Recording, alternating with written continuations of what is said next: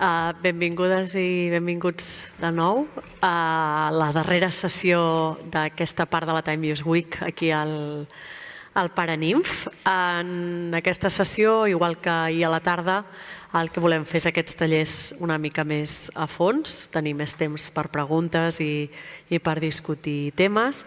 I aquest l'hem titulat... Perdoneu, que digui bé el títol, oi? Ja no dic el títol aquí, molt bé. L'hem titulat Dissenyar polítiques del temps des d'una òptica transversal i per això estic jo, avui faré doble rol de moderadora i de ponent com a directora de la Time Use Initiative i la Míriam Martínez Camacho, que és tècnica de la Direcció de Feminismes i LGTBI de l'Ajuntament de Barcelona i que també ens ajudarà a aterrar el que jo potser explico de manera més teòrica a un cas concret, que és el de l'Ajuntament de Barcelona. Començaré jo, m'autodono la paraula, si em podeu posar el PowerPoint. La meva part, sobretot, el que presentarà és una eina que tenim disponible a la nostra web i voldria també fer una mica de reflexió sobre aquesta idea de la transversalitat o de la necessitat de la transversalitat de les polítiques del temps. La presentació és en anglès, jo parlo en català, disculpeu els canvis d'idiomes. Bé, bàsicament començaré pels bàsics, perquè sempre diem això de transversal, no tenim molt clar el que volem dir a vegades, i per tant el que està bé és pensar què volem dir per polítiques del temps primer. I sé que aquí tots les coneixeu i tots en sabeu, per tant aniré molt ràpid, però sí que no està de més un recordatori que quan parlem de polítiques del temps el que estem demanant o el que estem intentant fer és millorar la nostra organització social del temps i que per tant no estem parlant d'hores de treball o d'horaris, sinó que estem realment intentant transversalitzar aquest concepte a través de moltes polítiques públiques que un ajuntament en un moment determinat pot fer i per tant al final és tenir en compte que el temps està tot arreu i que cada vegada que fem alguna cosa impactem en el temps de les persones i igual que amb el gènere sempre intentem impactar en positiu, assegurar que impactem en positiu en el temps de les persones. I aquí la meva creença que és que aquest és un element clau en les polítiques del segle XXI. Jo crec que hem anat discutint molts i molts temes, han sortit temes de gènere, temes de sostenibilitat, de canvi climàtic, de treball, que jo crec que són debats claus en l'època en què vivim. Igual que són, és igual d'important quan parlem d'això, i sé que són coses que sabeu, però m'agrada fer un repàs ràpid d'això, per què les fem, quin és l'objectiu, i de la mateixa manera que deia, cada vegada que fem una política hem de pensar en temps, també hem de pensar, idealment, que tingui algun impacte, almenys en un d'aquests temes, idealment en més d'un. Moltes vegades al final creem cercles virtuosos d'alguna manera i aquestes són les coses boniques de les polítiques del temps, que podem crear aquests cercles de virtut, que una cosa porta a l'altra. I sempre, moltes vegades, quan ho expliquem, parlem d'aquests 4 grans beneficis: la igualtat, la salut, l'eficiència i la sostenibilitat. No m'estendré, aquí escrit hi ha exemples de què vull dir amb cada cosa, però volia recordar-ho una mica, perquè en el fons, òbviament el resultat final són polítiques públiques, però el que intentem fer aquí a la Time Use Week i el que totes i tots fem en el nostre dia a dia és també crear un relat respecte a què fem i per què ho fem i començar a pensar en el dret al temps i en les polítiques del temps d'una altra manera. Com que aquí aquesta sessió en concret va sobre polítiques del temps, però en l'àmbit local, en l'àmbit urbà, també una mica de recordatori de per què parlem especialment de l'àmbit local, perquè jo crec que en aquesta Time Use Week hem tingut diverses sessions dedicades, com és normal, i al final és que estem parlant del dia a dia de les persones, de la seva vida quotidiana, i per tant té tot el sentit que ens focalitzem en aquest àmbit més local. Però és que, a més, just en la sessió anterior parlàvem dels 20 anys de tempo territorial. Doncs és que justament les entitats locals i regionals són les que han sigut sempre pioneres en la implementació d'aquest tipus de polítiques. Aquí us poso una foto, una mica de propaganda pròpia, pròpia de la xarxa de governs locals i regionals per a les polítiques del temps, de les 4 agendes on es pot veure la gran varietat, jo crec que si les suméssim totes segurament estem a les 200 pràctiques polítiques de temps ja implementades en l'àmbit local.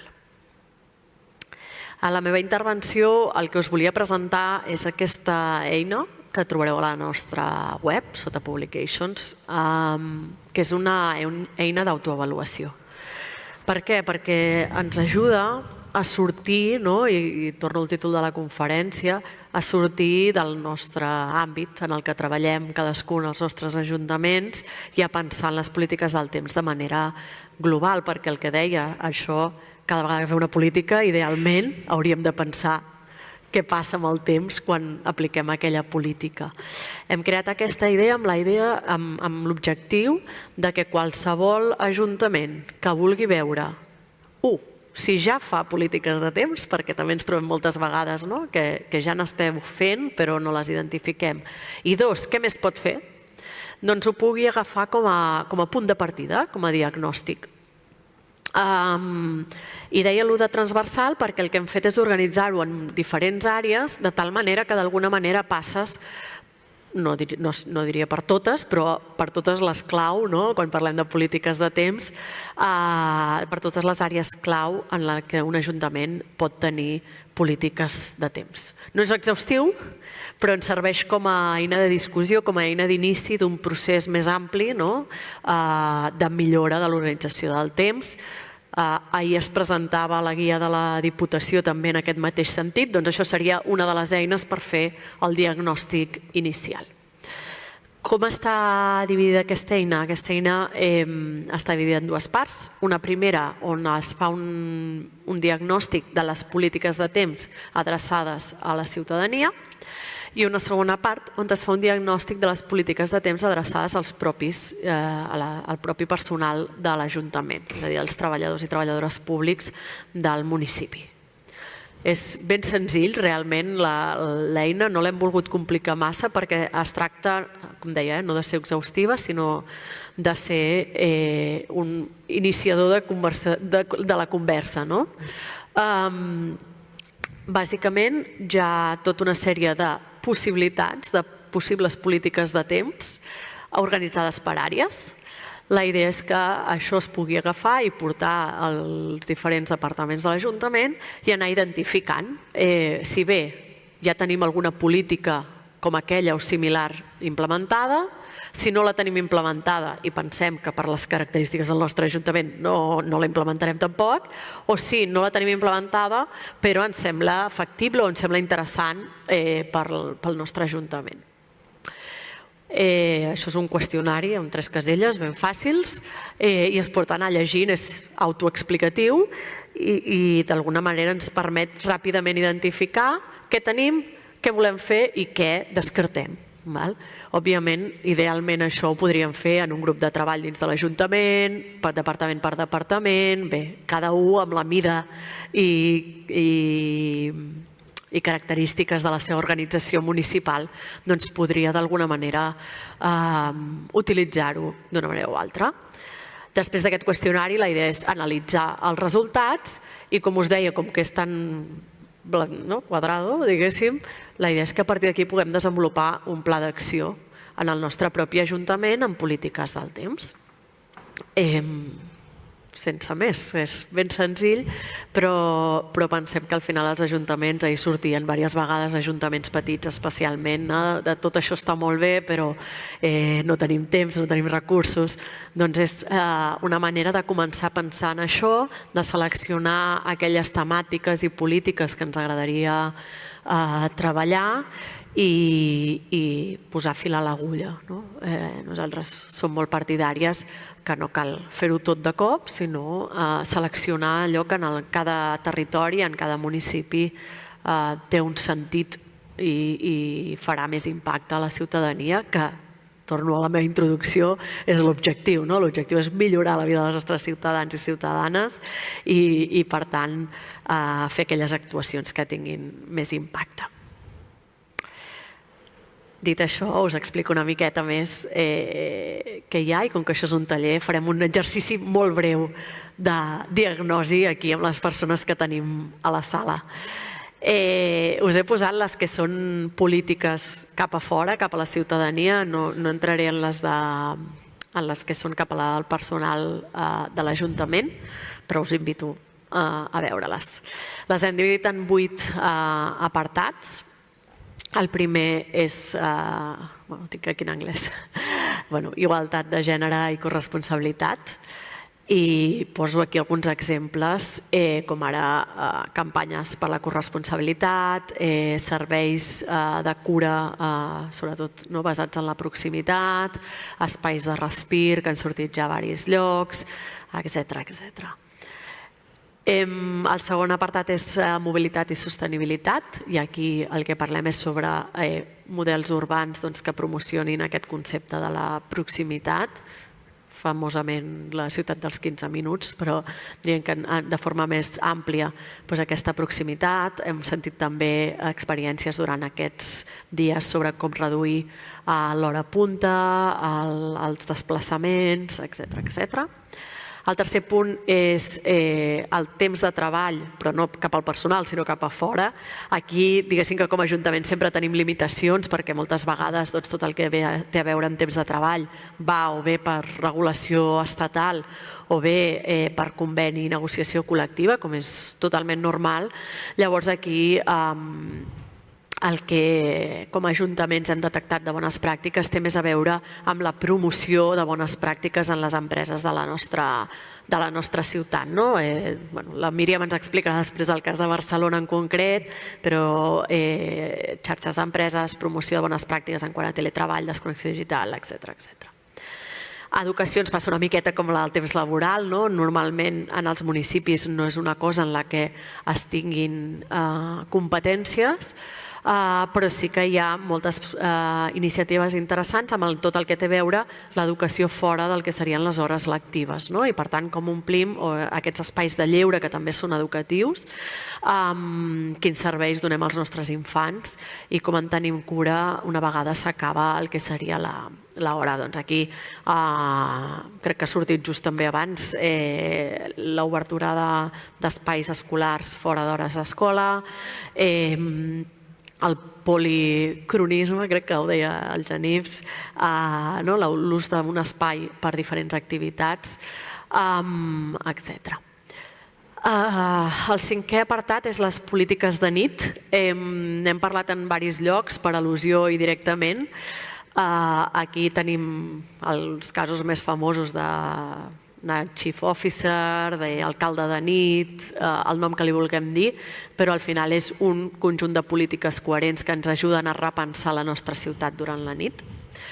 El sisè punt és democràcia i serveis cap als ciutadans, i aquí és tot el que té a veure a facilitar l'accés de la ciutadania tant als serveis municipals com a la participació en els processos democràtics, des de la digitalització fins al repensament dels horaris en els que organitzem determinats esdeveniments o ens trobem en associacions o amb qui sigui. El punt 7 és oci, cultura i associacionisme, i aquí té molt a veure això, aquí sí que entrem bastant amb el tema dels horaris, quan fem les coses i per què, sobretot en cultura, que moltes vegades són coses que ens sembla que són així, que no es poden tocar, perquè és tradicional, perquè sempre s'ha fet així, doncs que tenim obrir una mica la ment i veure com podem fer-ho diferent. I l'últim punt té a veure més amb com governem o com gestionem i avaluem tot això, i per tant en el model ideal seria tenir un Time Chief Officer o una persona responsable de les polítiques del temps, tenir també un nivell de comunicació, comunicar les dades, els resultats, etc. I bé, aquí no està escrit, però que aquesta persona responsable tingués accés a tots els departaments de l'Ajuntament justament per aconseguir aquesta transversalitat. És una agrupació arbitrària en el sentit de que segurament hi ha coses que es toquen i que podria afegir-se subgrups i subgrups, però ho hem intentat simplificar al màxim amb coses que creiem que ajuntaments tan grans com petits d'alguna manera es poden sentir identificats o els pot interessar fer polítiques. I el que m'agradaria ara és fer un exercici molt petitó, ja que avui estem en petit comitè, i com que veig bastantes cares d'ajuntaments o governs locals i regionals, us demanaré que feu un exercici ràpid d'aixecar la mà, perquè, com deia, a vegades tenim polítiques del temps i encara no les identifiquem, no? Llavors, si molt ràpidament llegeixo els titulars, qui sigui d'ajuntaments, o si no, penseu en el poble o ciutat on viviu,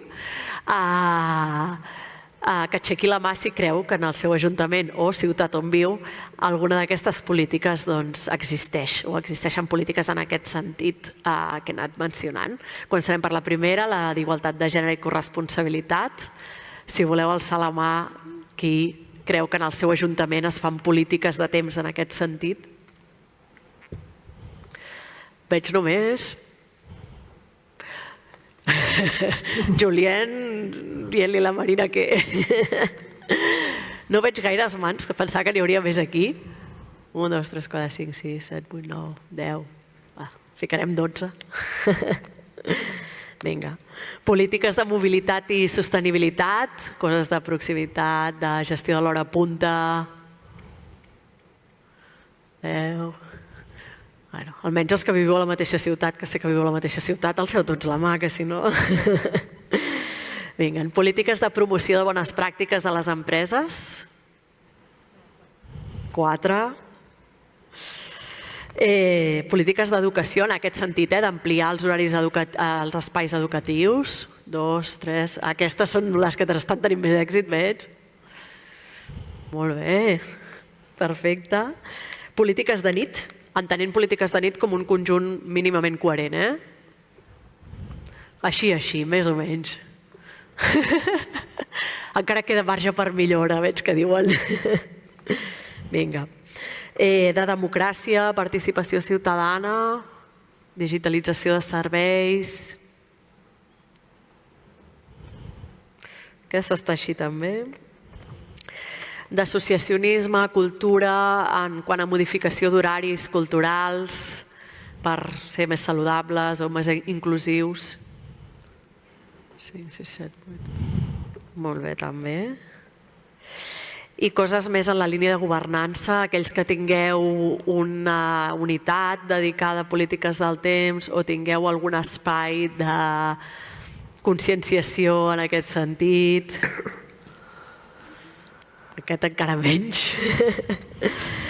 Doncs bé, molt interessant, perquè jo sincerament pensava que en la part de gènere tindríem com més coses i una mica el que sembla que en la mostra gent representativa, disculpeu els estadístics de la sala, d'aquesta sala, sembla que les d'educació justament són les que d'alguna manera estan més esteses, això d'obrir els espais educatius o d'oferir serveis educatius més enllà de les hores lectives. Crec que les altres que més han tingut més èxit han sigut, òbviament, les de gènere, també les de mobilitat i les de cultura. I em quedo una mica amb la idea de que el que presentàvem ahir del pla d'organització de temps local, de tenir un chief time officer, de tenir aquesta estructura de governança, potser és on ens queden més deures per fer, per realment tenir, sortir de les coses que potser són més automàtiques, com poden ser pràctiques d'educació, de mobilitat o de gènere, i poder fer un pla global, podríem dir, en aquest sentit. No sé tu, Míriam, que estàs a l'Ajuntament de Barcelona, quan veus aquesta llista i veient això, com creus que estem aquí a Barcelona o què creus que falta encara començar a treballar o treballar més profundament? Bé, tinc companyes per aquí també que anaven a aixecar la mà a tot arreu, jo no ho he fet, però ho han fet les companyes. Ara entrarem més en detall, però s'assembla molt també a la classificació que nosaltres tenim dins de les nostres polítiques del temps i, evidentment, sempre hi ha feina per fer.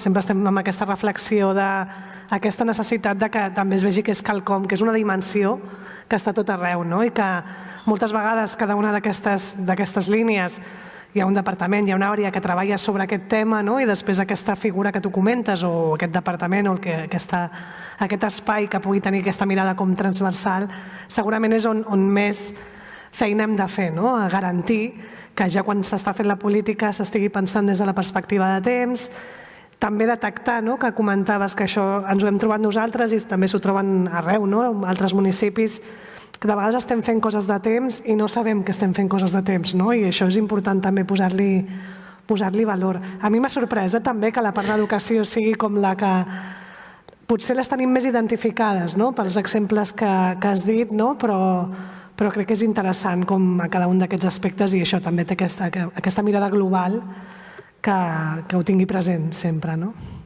Súper.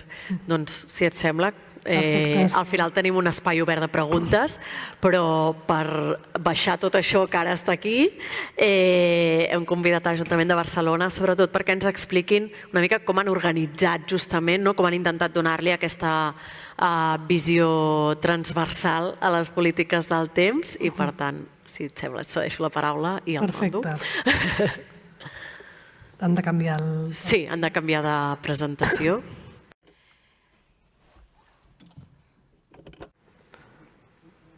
Encara no hi és.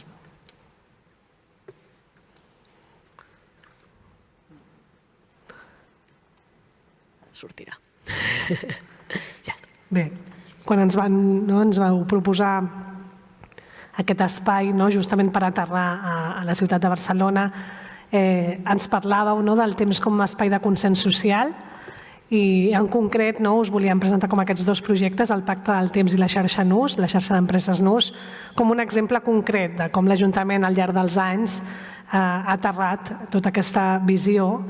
I per fer-ho, vull dir, no em vull posar tampoc a explicar tota la vida de l'Ajuntament, però sí que crec que és interessant tenir en compte que fa més de 20 anys que l'Ajuntament de Barcelona parla i treballa en qüestió de polítiques del temps. De fet, va ser dels primers ajuntaments, si no el primer a l'estat espanyol, de crear una regidoria específica d'usos del temps. I també aquí podeu veure al timeline les diverses etapes amb les que hem passat. Per exemple, vam ser la primera capital mundial de polítiques del temps i, per tant, també pensem que hi ha molta feina per fer, però també hi ha tot un recorregut interessant que pot ser inspirador per a altres espais, municipis més petits. En aquest sentit, sempre hem tingut en compte, i ara es demostra més, que per nosaltres és important que en tota aquesta elaboració de les polítiques del temps i l'aplicació hi hagi diàleg i col·laboració amb tots els agents socials, i aquest compromís de tenir en compte, perquè és això, l'Ajuntament tenim la nostra part, però hi ha la ciutadania, hi ha les empreses, hi ha els agents socials que els hem de tenir presents i també hem de tenir molt en compte tot aquest suport i tota aquesta col·laboració constant en el teixit productiu local. Perquè el que volem, i el que comentava també l'Ariadna, vull dir, al final el que volem és millorar la vida de les nostres ciutadanes i per tant hem d'impulsar i generar canvis estructurals i això ho podem fer escoltant i col·laborant amb la resta, no ho podem fer des del nostre lloc només. Això ens ha fet ser un ajuntament pioner en polítiques innovadores i participatives i continuem treballant en aquest espai que a més han d'anar responent a les necessitats de cada moment i per això aquesta escolta ha de ser activa constantment per poder continuar. Que faci 20 anys que estem treballant no vol dir que encara no ens quedi feina per fer, perquè això va canviant, com va canviant la vida.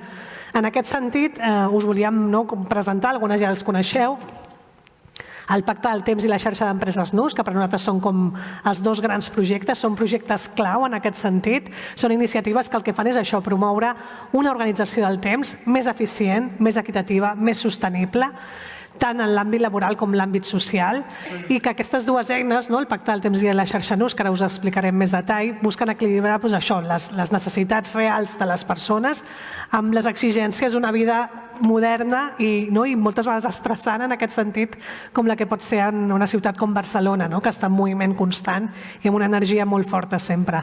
I això ho fem des d'aquest consens social a través d'això, de tenir en compte aquesta col·laboració. I per nosaltres aquests dos espais són clau per escoltar, per poder fer participar, per tenir en compte les necessitats reals que ens trobem en aquesta matèria. En aquest sentit, el Pacte del Temps El Pacte del Temps va néixer ja fa uns quants anys i vol promoure l'organització equitativa i sostenible. Ara, després d'uns quants anys d'existir, diguéssim, podem dir que hi ha més de 300 organitzacions adherides, 300 i escaig. Això vol dir que no estem soles, no? És aquest espai on nosaltres estem en col·laboració amb entitats, organitzacions, i el que vol és això, no? És un espai que constantment està perseguint millorar la qualitat de vida i que reforci també aquesta part de la productivitat i el benestar col·lectiu, no? És un procés que des del seu inici i fins ara, i continuarà sent així, es basa en aquest consens, en la cooperació de totes les que participem. És una porta d'entrada també, no? De que l'administració surti del seu espai de l'administració i entri, no? A aquest espai de les entitats i organitzacions, i això fa que hem d'anar generant i generem espais de participació activa de totes les entitats, empreses i actors socials que hi formen part, no? En aquest sentit, i això va molt en línia de les línies que comentava l'Ariadna de l'eina d'autoavaluació, nosaltres ens hem plantejat dividir el Pacte del Temps en 7 eixos, 7 eixos que veieu aquí, el temps i salut, que en aquest sentit és amb aquest objectiu de viure de manera més saludable, respectant el rellotge biològic, que això també ho diem molt, els ritmes circadiaris, és aquest eix d'aquí. Temps i educació, que abans també en parlaven, tant en el sentit de dur a terme aquest aprenentatge de valors, on el temps també és un d'aquests valors, i ha de ser el dret al temps, però també, com comentava l'Ariadna, incorporant aquestes millores en allò que està al voltant tant dels espais escolars, com per exemple protegim els entorns escolars, que és un projecte que fa l'Ajuntament de Barcelona, que això evidentment, el fet que l'espai on va el teu fill o filla estigui protegit et dona un marge i et dona temps de qualitat, i també tot allò que està fora del que seria l'horari lectiu, totes aquestes activitats, els equipaments, etc.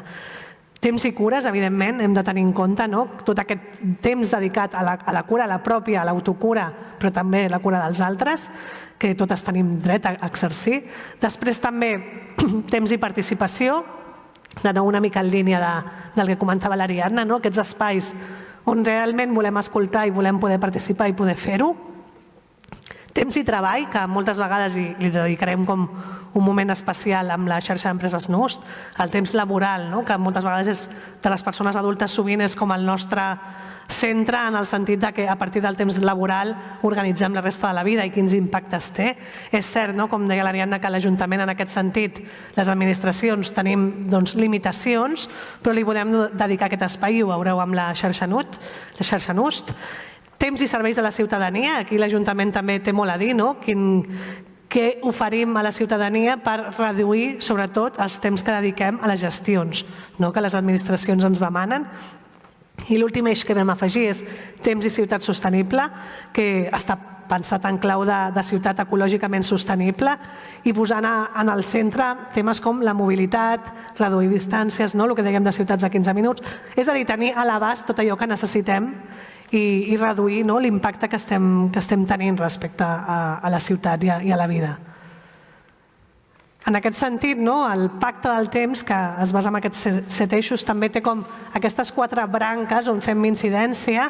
D'una banda, tot allò que és nostre, la política pública que impulsa l'Ajuntament i que té aquesta dimensió de temps, és com la nostra part. Nosaltres com a Ajuntament ens hem de comprometre cada vegada més, ho estem fent i cada vegada més, a que la nostra política ja vagi en clau d'això, ja sigui molt en el sentit molt específic de temps o bé incorporar aquesta dimensió de temps en altres polítiques que s'estan fent.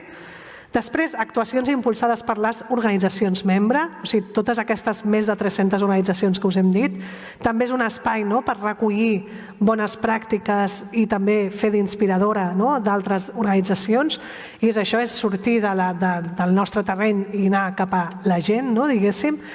Després també per nosaltres és molt important i és un eix important del Pacte del Temps l'intercanvi de coneixement, les bones pràctiques entre institucions. Estem aquí, estem a un munt de xarxes amb altres institucions col·laborant per fer-nos de mirall, per col·laborar, per anar totes en línia, però també amb les entitats i organitzacions. I evidentment, i aquesta quarta branca també és un repte, la sensibilització ciutadana. Recordo que la Marta comentava, la Marta que la tenim aquí, a la inauguració, deia que al final, moltes vegades quan parlem de temps, la ciutadania d'entrada potser no acaba d'entendre què és, però sí que hi ha un malestar generalitzat respecte al temps, que això sí que diria que tothom estem d'acord.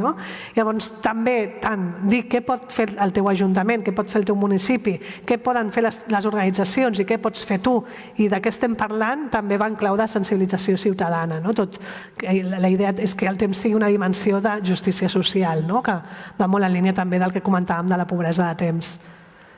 En aquest sentit, anant cap a casa, diguéssim, l'Ajuntament de Barcelona enguany ja està fent més de 75 actuacions en matèria de temps, amb aquesta dimensió de temps. De fet, és el segon any que publiquem aquest informe, que el teniu accessible al web. Al final també teniu uns fulletons fora, si voleu, per tenir el detall de cada cosa, però al final també us he posat l'enllaç. Doncs això, ja vam fer un informe de política pública en matèria de temps el 2022, 2023, en breu farem també 2024 per també tenir aquesta línia, i en el web, de fet, teniu publicades actuació per actuació, qui la impulsa, algunes dades respecte a això, també com recollir i fer aquesta anàlisi des del mateix Ajuntament. Les organitzacions membre, com us deia, també nosaltres fem... El Pacte del Temps té un grup impulsor on hi ha més de 20 entitats que formen part, que també ens ajuda a fer com de focus en totes aquestes entitats que hi ha, repensar i pensar entre totes quina estratègia, quines són les temàtiques, quines són les problemàtiques, quines són les inquietuds que les pròpies entitats i organitzacions tenen respecte a l'ús del temps.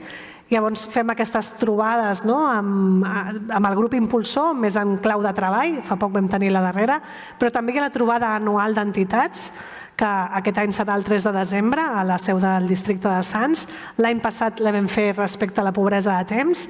De fet, hi ha un dossier que vam publicar, que també després us donaré accessos, sobre la pobresa de temps. Aquest any anirà sobre les cronociutats i també és un espai d'això, on encara obrim més aquest mirall tant a escoltar i a parlar i a intercanviar amb les entitats com per conèixer casos concrets, pràctiques concretes, i en aquest sentit, en aquesta idea d'inspirar, però a la vegada també recollir, en el web de barcelona.cat/usos del temps també tenim un espai on estan recollides les més de 300 organitzacions i entitats amb la seva informació. També és un espai per visibilitzar, aquestes entitats estan compromeses amb l'ús del temps, i a la vegada les actuacions que fan, que et dic que té aquesta com doble o triple funció de visibilitzar, recollir i també intercanviar entre nosaltres. I és una informació que tenim actualitzada i accessible a tothom en el web. Molt important, com la resta de punts, aquest espai de debat i intercanvi de coneixements que es dona amb aquests espais que hem comentat, però també a la vegada oferir formacions i espais concrets que sovint ens reclamen, ens demanen les entitats. Per exemple, aquesta sessió va tenir lloc el 19 de juny, que era com garantir la desconnexió digital a les nostres empreses, on vam tenir totes les institucions que hi formaven part, sindicats, etc. I fem aquest tipus d'espais on debatre sobre un tema, també píndoles formatives, per exemple, de la desconnexió digital, com fer un protocol de desconnexió digital, o sigui, oferir eines i espais reals, impulsats per l'Ajuntament, però per donar aquest espai a les entitats i organitzacions. En clau de sensibilització i també de creació de coneixement, perquè l'Ajuntament té aquesta voluntat, l'Ajuntament de Barcelona vol també oferir aquest espai. Teniu diverses eines disponibles, entre elles la col·lecció de dossiers i estudis del temps. Aquí fora en teniu algun, de temps i consum, de ritmes circadians, etc. És un exemple.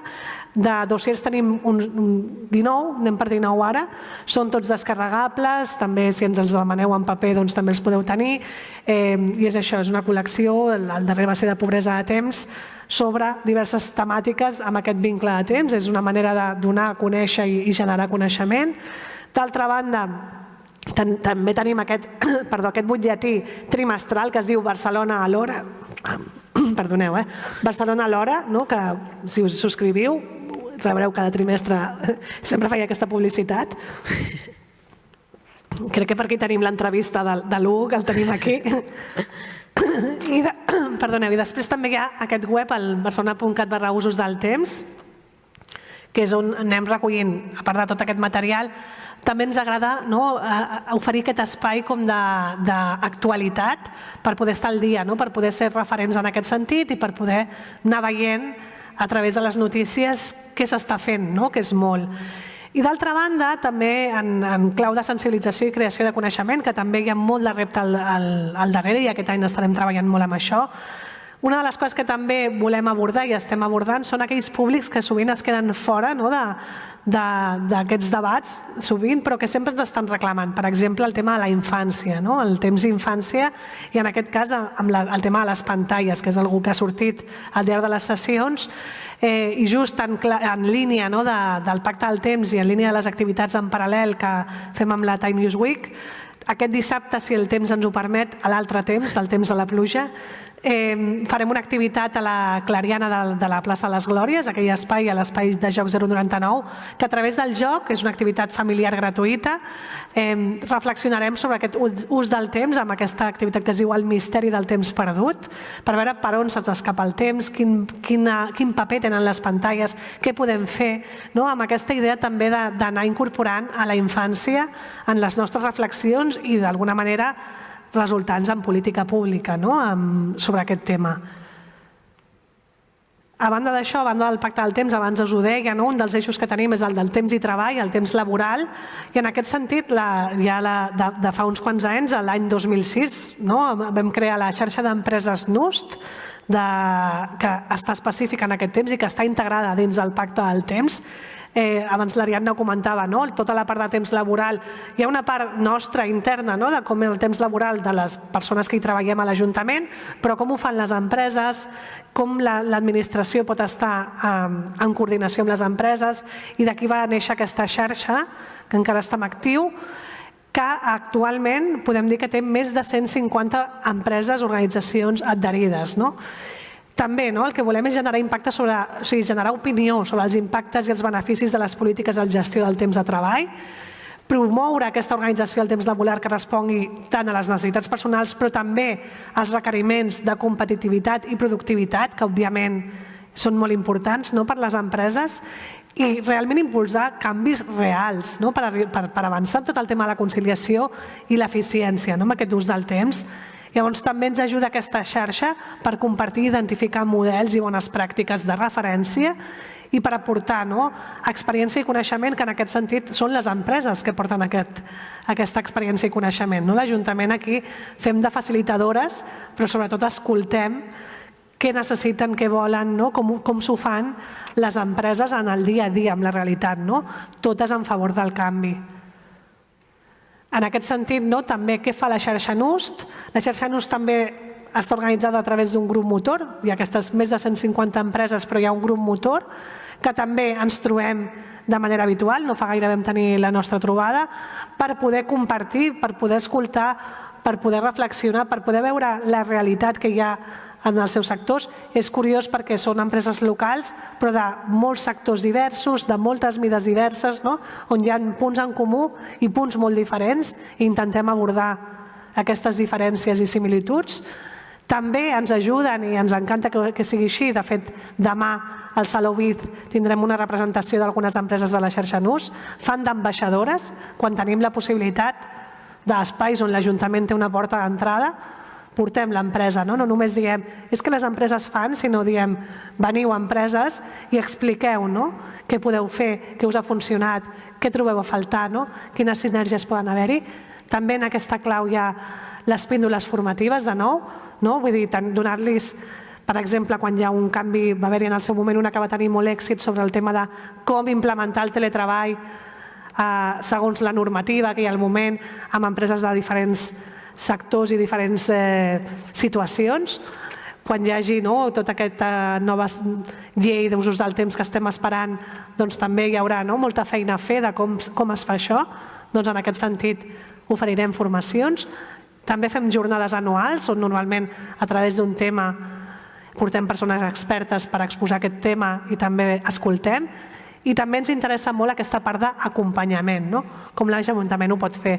Aquí també us he posat una captura de que aquestes més de 150 empreses tenen un espai en el web de l'Ajuntament de Barcelona amb el seu logo, el seu nom, que d'alguna manera és un reconeixement i, de nou, un espai d'inspiració a altres empreses, tant amb la informació bàsica, diguéssim, de l'empresa, com quines actuacions estan duent a terme. És una feina que creiem que s'ha de fer per això, perquè vagi més enllà del titular, sinó que pugui anar al detall que sigui i també que l'empresa pugui tant visibilitzar-ho com defensar-ho dintre de la mateixa organització. I ja per acabar, en clau d'aquest acompanyament, un dels serveis que, com us deia, teniu fulletons fora amb totes aquestes informacions que us estem dient, però m'agrada molt destacar aquest, és el servei que és, jo diria que pràcticament únic, servei d'assessorament per la igualtat i l'organització del temps. És un servei que oferim des de l'Ajuntament amb col·laboració de la Barcelona Activa a través de l'Oficina d'Atenció a l'Empresa. És un assessorament personalitzat, fet per persones expertes, que està adreçat a això, a empreses i entitats de diversos sectors. És un suport gratuït que et permet implementar aquestes bones pràctiques, que ho podeu sol·licitar a través del web, i que a més ara estem en un moment que hem acompanyat a diverses entitats, empreses i organitzacions en aquest assessorament, però us hem escoltat i hem sentit que també hi havia una necessitat d'acompanyar en la implementació, no només amb tota la diagnosi, i tot just estem com ampliant aquest servei per poder també anar de la mà en aquest sentit per poder acompanyar en tota aquesta implementació, detecció, etc. I si voleu continuar connectades amb nosaltres, doncs com us deia, teniu el web de barcelona.cat/usos del temps i també aquest butlletí que espero que totes us apunteu trimestralment, no són molt pesades, és molt xulo el que compartim aquí cada 3 mesos i també teniu les meves dades aquí per si necessiteu alguna cosa. Gràcies, Míriam. També dir-vos pel públic internacional que a la web, no sé si tota sencera, però la gran part de la web també està en anglès. Vull dir que si la voleu consultar. Sí, tota la informació està.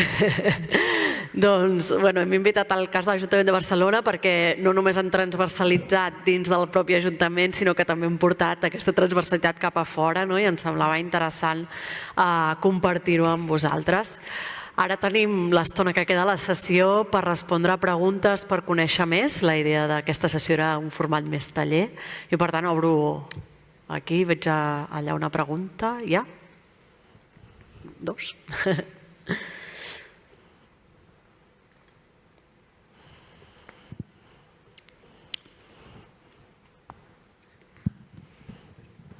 Si vols...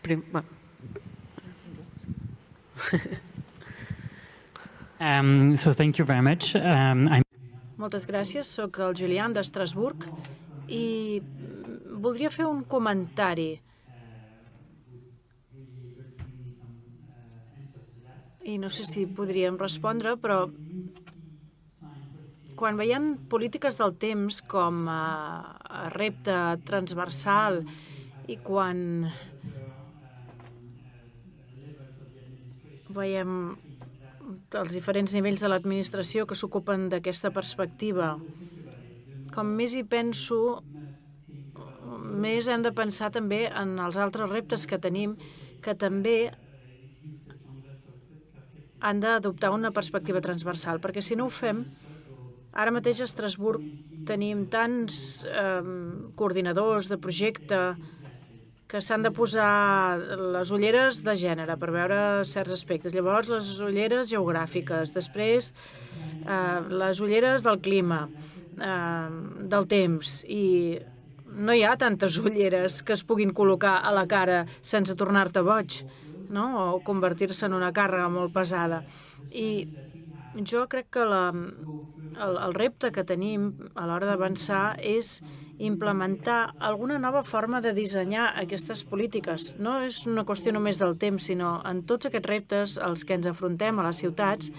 I estava pensant en l'enllumenat públic en què estem treballant ara. I aquesta persona no ho ha vinculat, simplement encén i apaga l'enllumenat, ja té prou coses en les que ha de pensar, però volem que tingui en compte les qüestions de les dones i les polítiques de nit i els animals de nit, perquè n'hi hagi més. bicicletes, perquè volem que la gent pugui anar en bicicleta. Si no tenim en compte la seva perspectiva, que és tenir una qüestió que funcioni,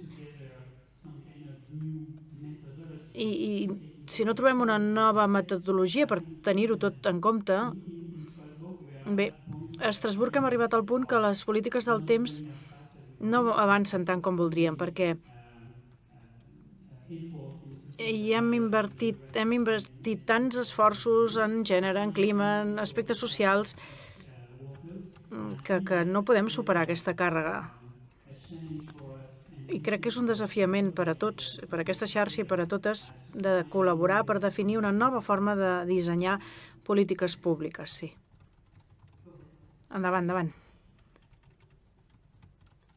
Bueno, soc Vicent Borràs del Centre d'Estudis Sociològics de la Vida Quotidiana i el Treball de l'Autònoma.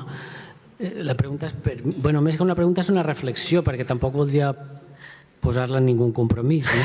Però a la Martí Arinès ha comentat, però crec que és el lloc per fer-ho, no? Jo, en els estudis del temps i en l'Ajuntament i col·laborant en recerques, etc., porto des de l'any 96 i venint aquí i agraint la feina que fan elles, etc., de posar-nos en contacte al coneixement acadèmic, en les polítiques i tal. I tinc una sensació de frustració increïble, saps? Perquè ja tenim prou de coneixement acumulat per demostrar que sortir abans de la feina afavoreix la corresponsabilitat, la implicació dels homes, per saber que els caps de setmana que estan els comerços oberts perjudica i augmenta les desigualtats socials, sobretot en termes de gènere i de minories ètniques, etc.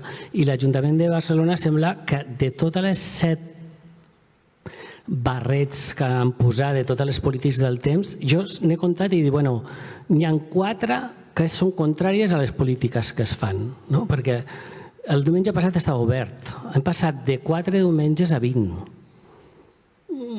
Clar, això, no sé, en termes de temps i cura, doncs no sé com casa. En termes de participació, no sé com casa. Sostenibilitat, ni comptar-ne, perquè, clar, els comerços oberts afavoreixen el consumisme, no? O sigui, és com una sensació de que estem aquí pegant-li voltes des de fa 20 anys o més de 20 anys i després de cop i volta es fan polítiques que arrasen en tota l'evidència científica. No? Llavors, és com, no sé, dona la sensació... Jo estava llegint i dic, és que és com si estiguessin prenent-me el pèl. Dic, perquè és que estan contant-me una pel·lícula que després tu surts al carrer i dius, què estem fent? Però si tots són dones dependentes i tot obert, o sigui, és contrari a això. Aquesta política es carrega tota la feina feta anys i anys. No sé, igual no et correspon a tu que eres una tècnica, però podries passar-ho al polític de torn i dir, escolteu, no sé, quan estem fent tot això, com es tradueix en el nucli? Perquè, clar, estem tocant el nucli, que és com negociem davant dels comerços i dels trens de treball, etc., perquè podem dir que les empreses facin polítiques i tal, però després si el Corte Inglés obri, tots els comerciants del costat estan forçats a obrir. Ja poden fer polítiques del temps. Estem fotent-li la vida a molta gent quotidianament. Clar, jo dic, bueno, si sóc una treballadora d'un lloc d'aquests, em ve que això, i, bueno, no sé, molt contenta no estaria. Vale, gràcies.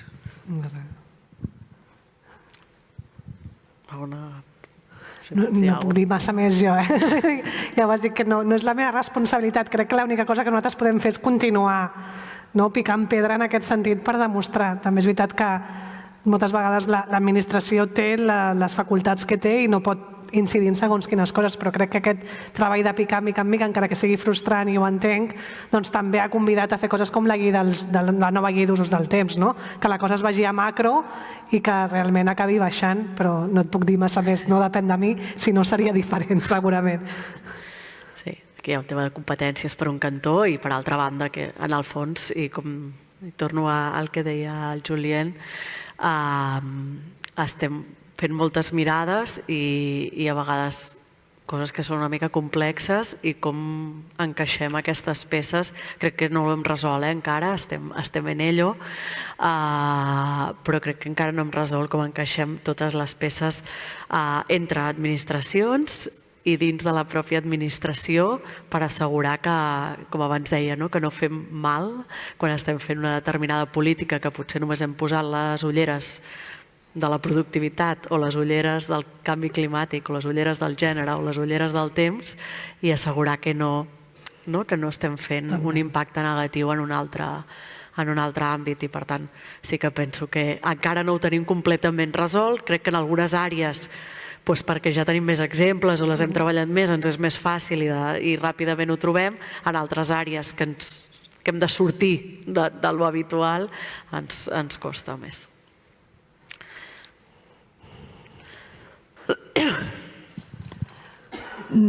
I think that the discussion that you were like to add to this discussion. Em vull sumar a aquest debat, però jo diria que no es tracta d'unes ulleres o no és un problema d'ulleres, és un problema de conscienciació i de prioritats polítiques. Amb un nou govern apareixen noves prioritats. En primer lloc, es tracta de fer entendre als polítics que això és una prioritat, per què i quins beneficis ens aportarà, i després explicar al personal que estàs treballant amb això i que és una línia prioritària. Naturalment, perquè si et poses massa ulleres al final no hi veus gens. Per tant, és un tema de prioritats. I d'altra banda, ahir parlàvem de la figura del coordinador de temps, de polítiques del temps. I no cal que n'hi hagi un coordinador a temps complet. Pot ser una persona que exerceixi aquesta funció, entre d'altres, o a temps parcial. Però a l'administració hi ha d'haver una figura que concentri i coordini l'ús del temps. I cada vegada que hi hagi una intervenció, com per exemple aquesta que heu abocat, doncs anem a parlar amb la persona que té responsabilitats en polítiques del temps. Això és millor que no pas demanar a tota l'administració que es posi aquestes ulleres de temps. No tothom ho podrà fer. Cal que generem formació i conscienciació, però hi ha d'haver una persona que tingui la coordinació entre les seves tasques.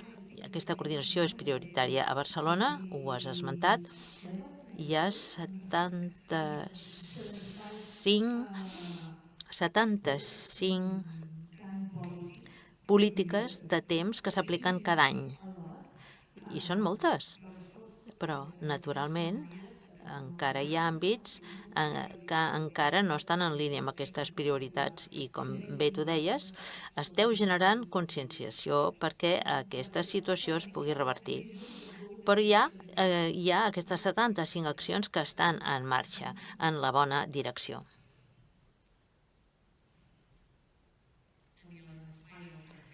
I una altra pregunta per acabar. No hi ha més preguntes. Potser no n'hi ha i com que ja arribem a la finalització del temps que teníem previst. No sé si està... Foto de la network, potser. Ok. Tanquem aquí la sessió d'avui, l'última que farem al Paranimf. Us convido als membres de la network, de la Local Regional Network, que esteu aquí, perquè abans en l'assemblea no l'hem fet. I changed to English, sorry. Canvio a l'anglès, perdoneu. Convido els membres de la xarxa de governs locals i regionals que vinguin, que m'acompanyin, perquè hem de fer una fotografia que no vam poder fer en el seu moment. Teníem gana. Moltes gràcies a tots per haver-nos escoltat. I un recordatori. Ara torno a parlar en català. Recordatori que demà estem al Saló Vis Barcelona, al pavelló 8 de la Fira, on tindrem un dia dedicat al teixit social i productiu en clau catalana. Us convidem a totes aquelles persones que esteu aquí de Catalunya a venir. Crec que serà molt interessant i entrarem més a fons en què volem dir i també què s'ha fet a nivell de temps laboral i com el transformem. Així que ens veiem demà aquells que vingueu i si no, que tingueu bon viatge els que marxeu avui.